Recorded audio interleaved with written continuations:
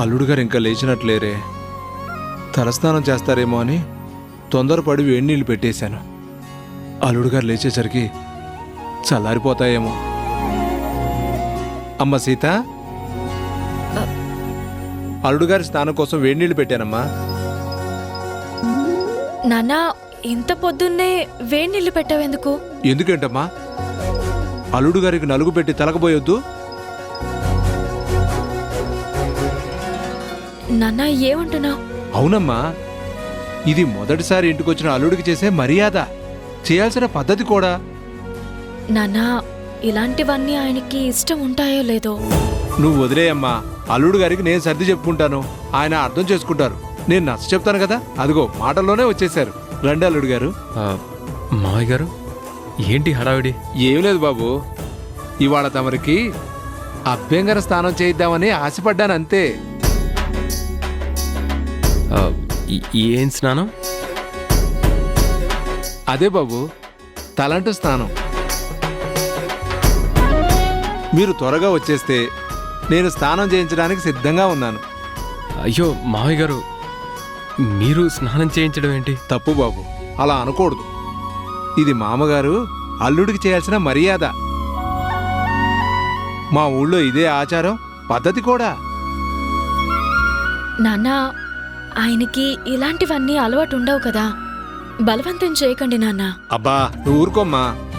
బాబు, నీకోసం వేడినీళ్ళు, మసాజ్ చేయడానికి కొబ్బరి నూనె, నలుగు పెట్టడానికి శనగపిండి, తలకు పెట్టడానికి కుంకుడికాయ రసం కూడా సిద్ధం చేశాను.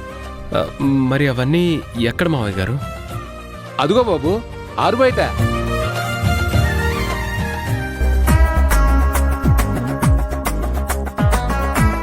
కానీ ఆరు బయట స్నానం చేయడం అంటే?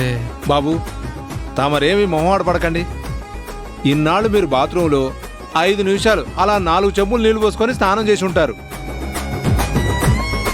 ఇప్పుడు నేను మీకు అసలైన తలంటు స్నానం ఏంటో, ఎలా ఉంటుందో చూపిస్తాను.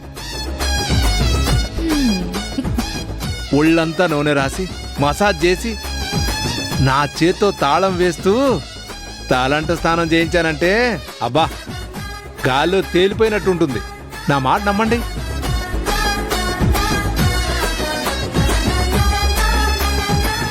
తప్పదా? నన్ను అడుగుతారేంటి? మా మాళ్ళల్లో మీరే చూసుకోండి.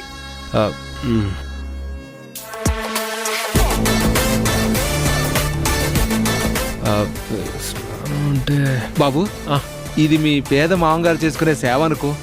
ఈ పంచి కట్టుకొని త్వరగా రండి బాబు. వెళ్ళండి బాబు, వెళ్ళండి. అమ్మా, అల్లుడు గారిని త్వరగా తీసుకొచ్చేయి. అలాగే నాన్నా. రండి, కూర్చోండి బాబు.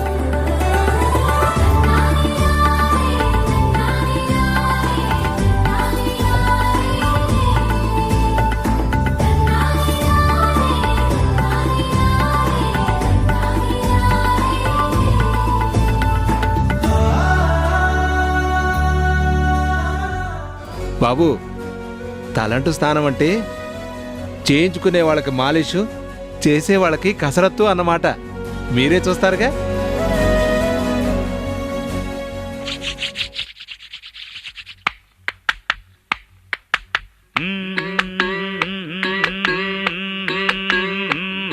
ఇది తైలం పెట్టి తాళం పట్టి తళాంగుతో తలంటితే మోత, ఇది ఒళ్ళే రుద్ది బుద్ధే శుద్ధి చేసే కొద్ది తమాషలే తీత. ఓ నమః శివాయ, ఒంట్లో వేడే మాయం, తమ కాస్తో కూస్తో అయ్యిందంటే హాయేనండి గాయం. ఇది తైలం పెట్టి తాళం పట్టి తళాంగుతో తలంటితే మోత.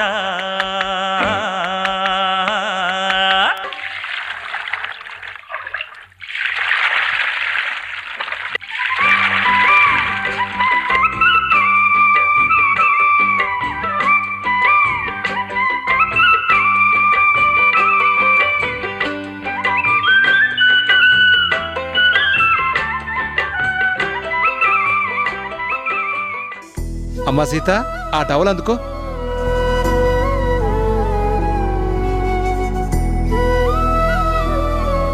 మావయ్య గారు ఇటువంటి నేను తుడుచుకుంటాను. లేదు బాబు, తలంటు స్నానం చేయించాక చక్కగా తల మొత్తం తుడిస్తేనే హాయిగా ఉంటుంది. మీరు కూర్చోండి, కూర్చోండి బాబు.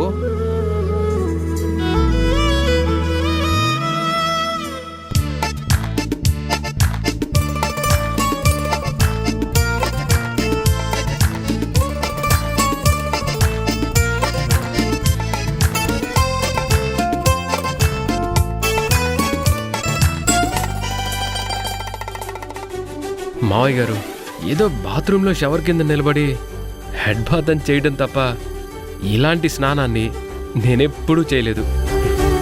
అదే మీ భాషలో అభ్యంగన స్నానాన్ని. అల్లుడు గారు, మీకు నచ్చింది కదా? ఇక నుంచి ప్రతి పండక్కి మీరు ఇక్కడికి రావాల్సిందే, నా చేతో అభ్యంగన స్నానం చేయించుకోవాల్సిందే. ఏంటమ్మా, నా మాటలకు నవ్వొస్తుందా? నీ మాటలకు కాదు నాన్న, నీ బట్టలను ఒకసారి చూసుకో. యాదవ బట్టలు ఆరేసుకుంటే ఆరిపోతాయమ్మా, కానీ అల్లుడు గారికి ఇలా స్నానం చేయించే అవకాశం మళ్ళీ ఎప్పటికొస్తుందో. హా, బాగుంది మీ మామ అల్లుళ్ళ సంబరం. నేను లోపలికెళ్ళి బట్టలు తీసుకొస్తాను. అలాగేనమ్మా. రండి అల్లుడు గారు.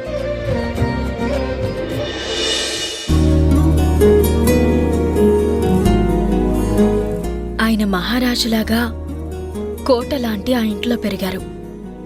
ఇక్కడ ఇంత చిన్న ఇంట్లో ఎలా సర్దుకుంటారో అని భయపడ్డాను. కానీ ఆయనలో నేను బాగా డబ్బున్నవాణ్ణి, పెద్ద కంపెనీని నడిపిస్తున్నవాణ్ణి అనే అతిశయం ఏమాత్రం లేదు. పాపం రాత్రంతా దోమలు కుడుతున్నా, సరిగ్గా గాలాడకపోయినా కూడా అదేవి పెద్ద విషయమే కాదన్నట్టు చాలా మామూలుగా ఉన్నారు. అంతేకాదు, మావయ్య గారు అంటూ మా నాన్నతో ఎంతో చనువుగా మాట్లాడుతున్నారు.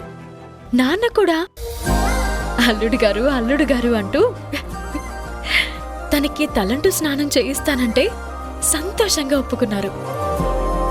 ఇదంతా చూస్తున్నా నాకు చాలా ముచ్చటగా అనిపిస్తోంది. అక్కడ మా అత్త కోడళ్ల మధ్య దూరం ఉన్నా ఇక్కడ మామ అల్లుళ్ళు కలిసిపోయినందుకు నాకు చాలా చాలా ఆనందంగా ఉంది.